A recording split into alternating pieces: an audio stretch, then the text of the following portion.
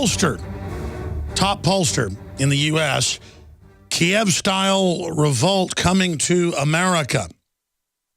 But the last thing we want, there's video of it too, is for the controlled kleptocratic left to hijack that and bring in a really hardcore tyranny. You see, they can create the atmosphere for a revolt and then hijack it. Former presidential advisor says soft corruption will lead to domestic disorder. Pollster and former presidential advisor Pat Cadell warns that the rise of soft oppression and corruption in the United States will facilitate a violent Kiev-style uprising in the streets of America. He's the same guy that said last week correctly that the Republican leadership is going after the Tea Party, and that's why they won't investigate the IRS persecution, because they want it to continue. What we're seeing in the world in Kiev is American values at work. These people and the rest of the world are saying, we're not putting up with this, and we'll put our lives on it. And I agree that the Ukrainian government was corrupt, but the last Western-backed government was corrupt too. And George Soros and the West are in there with the State Department stirring it up. It'll end up being worse. I mean, that's what I'm saying. And it starts a confrontation with Russia. We shouldn't be involved, is my point. In this country, a populace equally dissatisfied with its political class and its leadership, we don't have the same overt oppression, but we have a very soft oppression of complacency and corruption, he added. Cadell then made a bold claim of jaw-dropping scenes of rioting their civil war witnessed over the past few weeks on the streets of Kiev were coming to America. And here's the quote. And the American people, what you're seeing there, they need their own outlet for that. It's a warning because it's coming. Full video and more of the transcript up on Infowars.com. I think that's a newsworthy story. And what's also newsworthy and ties into this is what the Southern Poverty Law Center came out a few days ago and said. More than half of white Americans are anti-black, and they use some weird flim-flam numbers that they dug up to say that.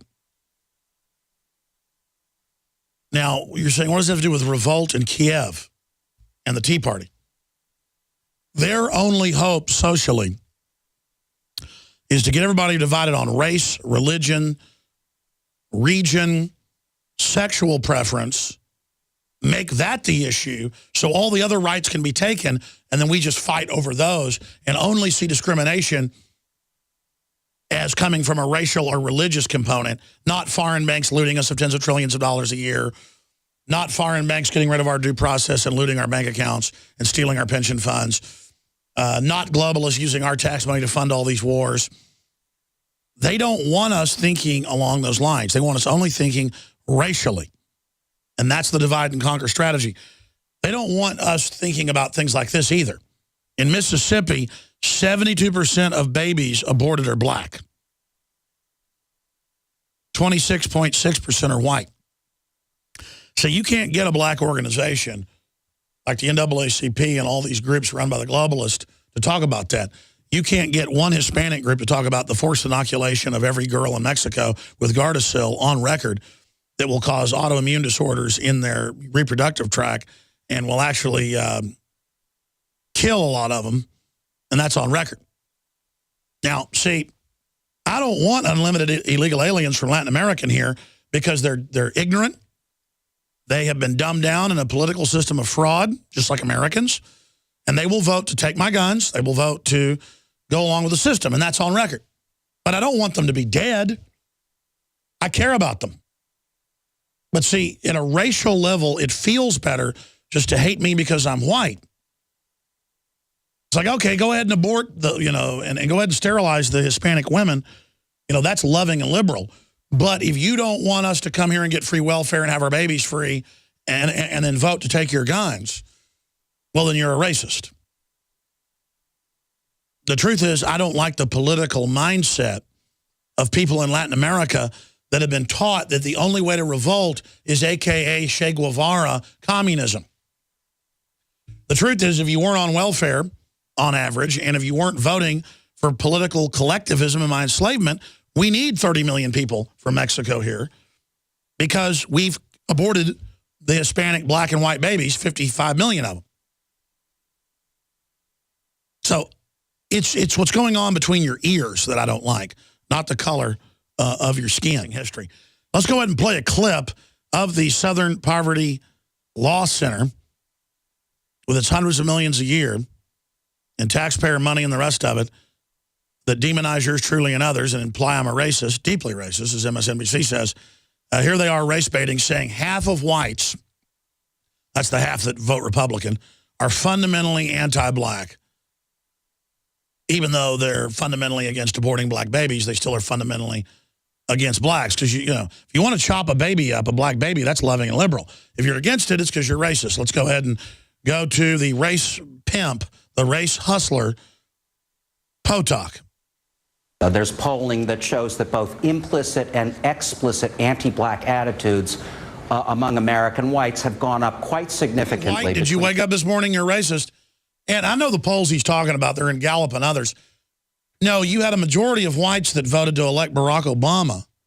And then everything turned into race baiting, and everybody got told how racist they were. And even liberal, bleeding heart, self-loathing white people are now getting mad and getting sick of being called names, getting sick of being made fun of in the media, getting sick of being attacked because we're white. And people act like white people can't even turn on a light switch. People act like white people are like the dumbest scum of the earth and beat them up, shoot them, attack them. Aha, you're white. White people are under attack in this country because the majority is the minorities. You put the minorities together in this country now, they're the majority. And then the majority of women, no matter what color they are, vote for gun control, open borders, total socialism, drones, enslavement. And that's why they think they've won, folks. And now they're going to make it all about race politics. And Homeland Security is for gun owners. Homeland Security is for returning veterans. Homeland Security is for the Tea Party, which they've branded as white, hoping, quote, minorities don't get involved in it and feel welcome in it.